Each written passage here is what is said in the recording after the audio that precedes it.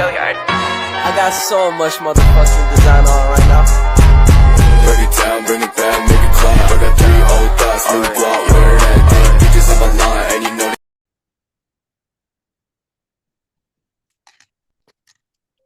Assalamualaikum warahmatullahi wabarakatuh. Waalaikumsalam Waalaikumsalam warahmatullahi warahmatullahi wabarakatuh. wabarakatuh. Halo Sobat Fisika, kembali lagi dengan kami yang tentunya akan membahas materi fisika yang bikin kamu penasaran pastinya. Oke, kita akan membahas apa ya? Nah, ini dia topik yang akan kita bahas, yaitu tentang manajemen laboratorium fisika di SMA dan MA, yang lebih tepatnya kepada aspek-aspek manajemen laboratorium. Kita kenalan dulu nih, katanya kalau nggak kenal nggak akan sayang, jadi kita harus saling sayang ya. Perkenalkan, saya Lutfiah Hafifatul Jannah dengan NIM 220210102028 dan rekan saya. Saya Nala Fauzia dengan NIM 22021010102029. Dan saya Ahmad Syukri Robi dengan NIM 220210102030 dan rekan saya yang terakhir. Saya Rina Dianutianti dengan NIM 220210102031.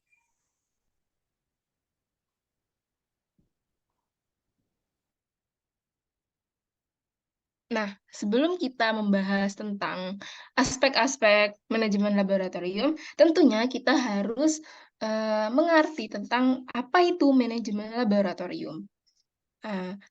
Manajemen dapat didefinisikan sebagai kegiatan mengelola sumber daya yang ada di laboratorium dengan bekerja sama dengan orang lain melalui proses tertentu untuk mencapai tujuan organisasi secara efektif dan efisien. Dan manajemen laboratorium adalah suatu rangkaian kegiatan meliputi fungsi perencanaan, pengorganisasian, pelaksanaan, dan pengawasan yang berupa proses pengelolaan laboratorium agar kegiatan laboratorium dapat berjalan secara efektif. Bisa di next. Nah, ini nih topik yang kita tunggu. Tentang aspek-aspek manajemen laboratorium yang terdapat 6 aspek, yaitu perencanaan, penataan, pengadministrasian, pengamanan, perawatan, dan pengawasan.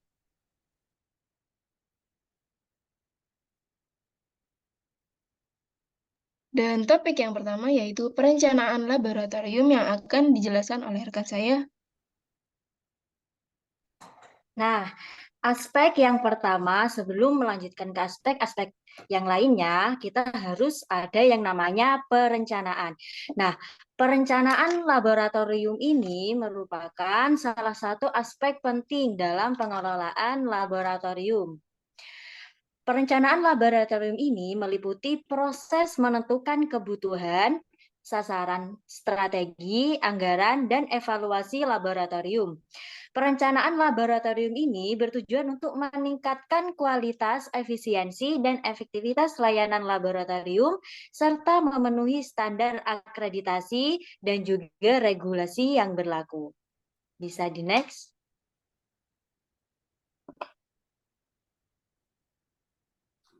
Nah, adapun perencanaan laboratorium sekolah adalah proses memikirkan dan menetapkan program pengadaan sarana dan prasarana sekolah, baik berupa sarana dan prasarana pendidikan di masa yang akan datang untuk mencapai tujuan yang tertentu. Nah, adapun efektivitas suatu perencanaan ini dapat dinilai atau dilihat dari sejauh mana pengadaannya dan dapat memenuhi kebutuhan sarana dan prasarana sekolah dalam jangka waktu yang tertentu. Nah, dalam perencanaan akan ditentukan secara matang segala sesuatu yang akan dilaksanakan. Sumber-sumber apa saja yang harus disediakan untuk mendukung pelaksanaannya, yang meliputi manusia, bahan dan alat laboratorium, anggaran, dan juga jadwal kegiatan yang mencakup target waktu yang dibutuhkan dalam melaksanakan segala proses. Bisa di next. Nah, contoh dari perencanaan ini yang pertama perencanaan pengadaan peralatan laboratorium dan yang kedua perencanaan inventarisasi perawatan biaya operasional dan bahan habis pakai.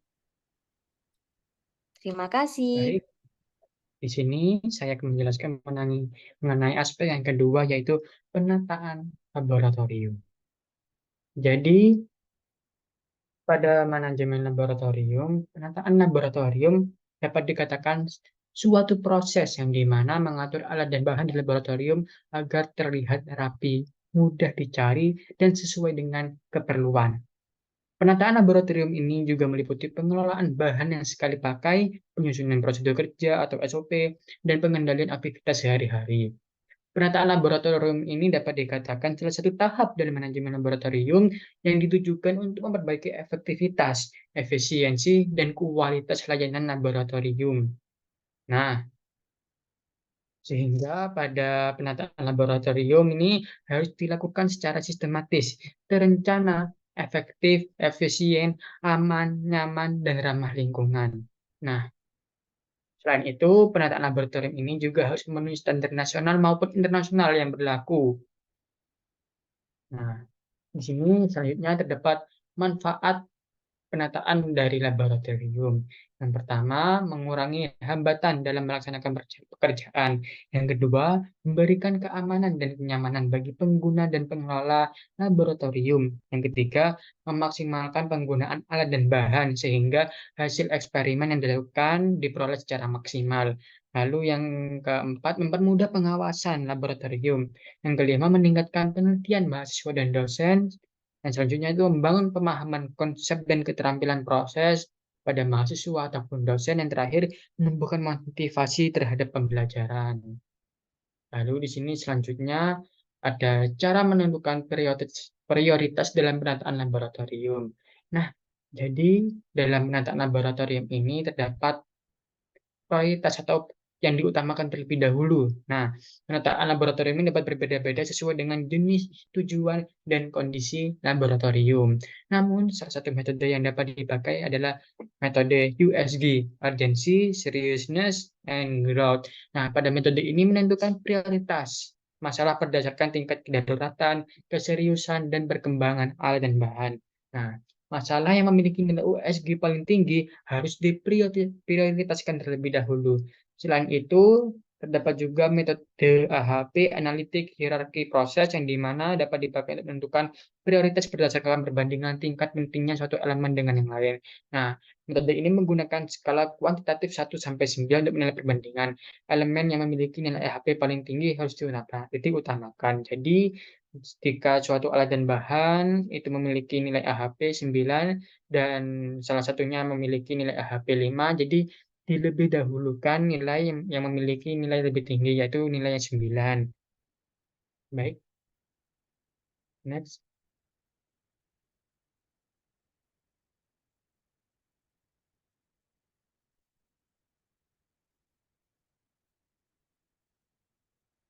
Oke, yang selanjutnya yaitu pengadministrasian laboratorium.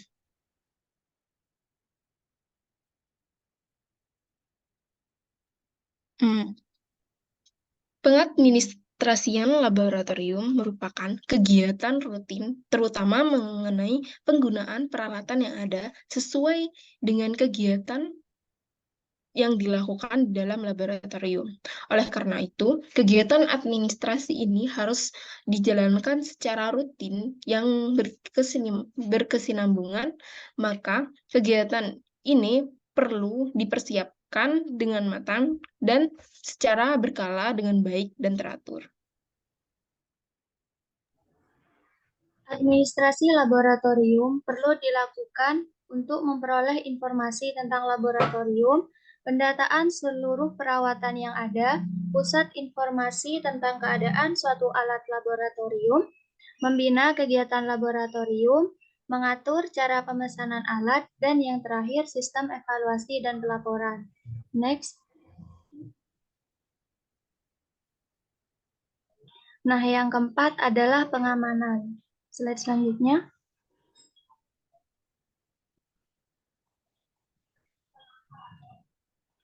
Keamanan dan keselamatan laboratorium merupakan faktor penting dalam pengelolaan laboratorium. Hal ini perlu perhatian lebih dari penanggung jawab kegiatan laboratorium. Penanggung jawab pelaksana kegiatan tidak boleh membiarkan praktikan melakukan kegiatan tanpa pengawasan dan bimbingannya, terutama kepada murid-murid yang masih dalam melakukan kegiatan di laboratorium. Oleh sebab itu, penanggung jawab pelaksana harus paham betul akan keselamatan dan keamanan di laboratorium tersebut serta selalu membimbing anak didikannya. Selanjutnya,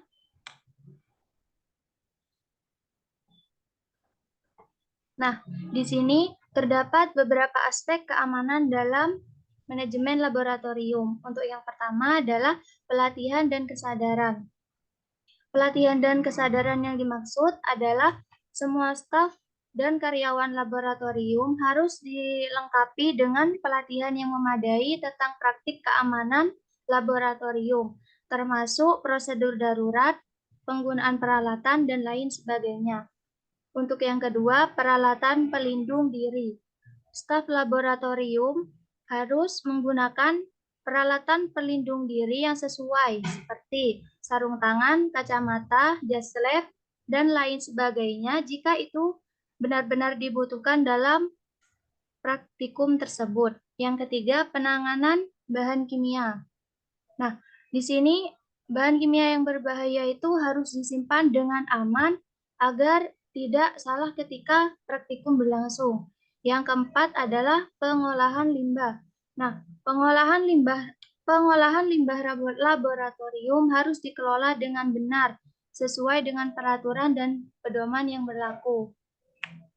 Slide selanjutnya. Yang kelima adalah kebersihan dan sanitasi. Laboratorium harus dijaga kebersihannya untuk mencegah kontaminasi silang atau penyebaran penyakit. Yang keenam, keamanan listrik. Keamanan listrik ini merupakan suatu hal yang perlu diperhatikan juga dalam laboratorium. Nah, instalasi listrik di laboratorium harus memenuhi standar keamanan yang ditetapkan. Staf harus dilatih untuk menghindari resiko kejutan listrik dan kebakaran akibat kabel yang rusak atau peralatan yang tidak aman. Yang ketujuh, darurat atau evakuasi. Rencana darurat harus disusun dan dikomunikasikan kepada semua staf laboratorium. Untuk yang terakhir adalah pengawasan dan audit. Manajemen laboratorium harus melakukan pengawasan dan audit rutin untuk memastikan kepatuhan terhadap praktik keamanan. Ini melibatkan pemeriksaan peralatan, pengawasan staf, dan evaluasi risiko secara berkala. Nah, dalam memperhatikan aspek keamanan ini, manajemen laboratorium dapat menciptakan lingkungan yang lebih kerja dan lebih aman bagi semua orang yang terlibat dalam laboratorium. Selanjutnya,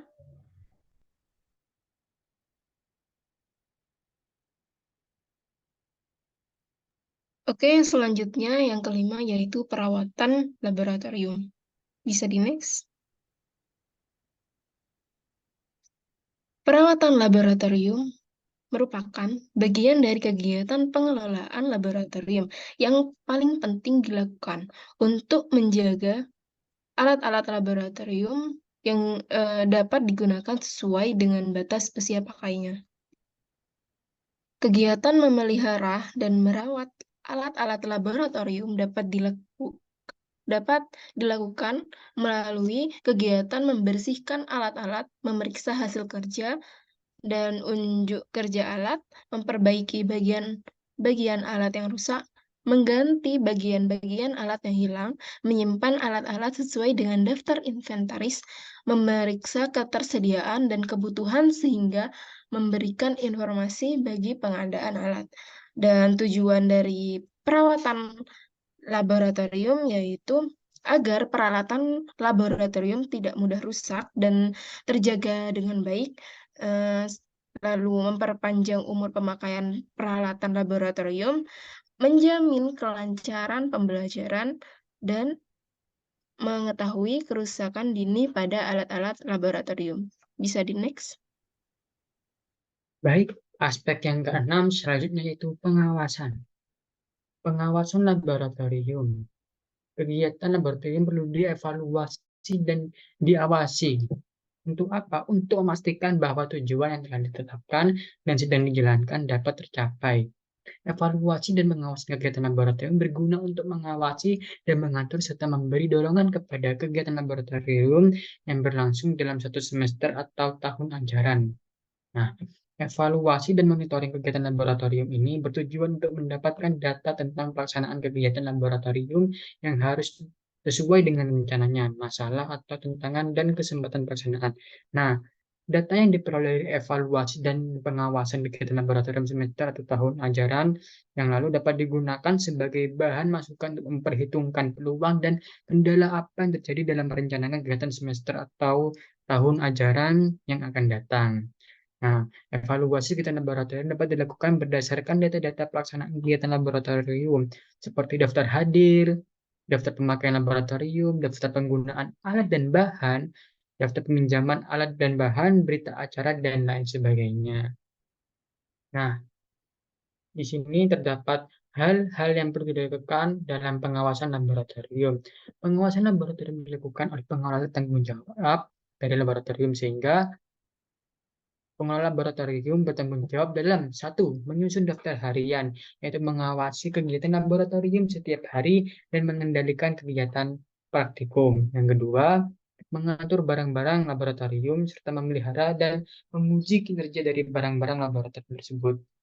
Yang ketiga, memeriksa pendaftaran peserta penelitian di laboratorium serta mengikuti hasil penelitian, praktik atau eksperimen yang dilakukan di laboratorium. Yang keempat, berdiskusi dengan sesama pengelola laboratorium. Oke, ini sumber referensi yang kami gunakan yaitu buku Manajemen Laboratorium yang Cerdas, Cermat, dan Selamat dari Astuti pada tahun 2020.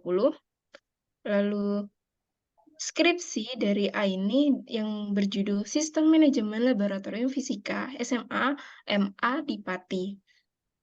Lalu ada buku Manajemen Laboratorium dari Sekar Winahyu tahun 2010 dan yang lainnya. Oke, kita sudah di penghujung acara nih. Gimana nih itu materi yang telah kami paparkan? Gimana? Mudah dipahami bukan oleh teman-teman? Sangat Pasti. mudah dong pastinya. Ya, jadi setelah ini jangan lupa subscribe dan komen di kolom chat ya. Sampai ketemu di video selanjutnya. Sekian dari kelompok kami. Wassalamualaikum warahmatullahi wabarakatuh. Waalaikumsalam Waalaikumsalam warahmatullahi wabarakatuh. See Dadah. you.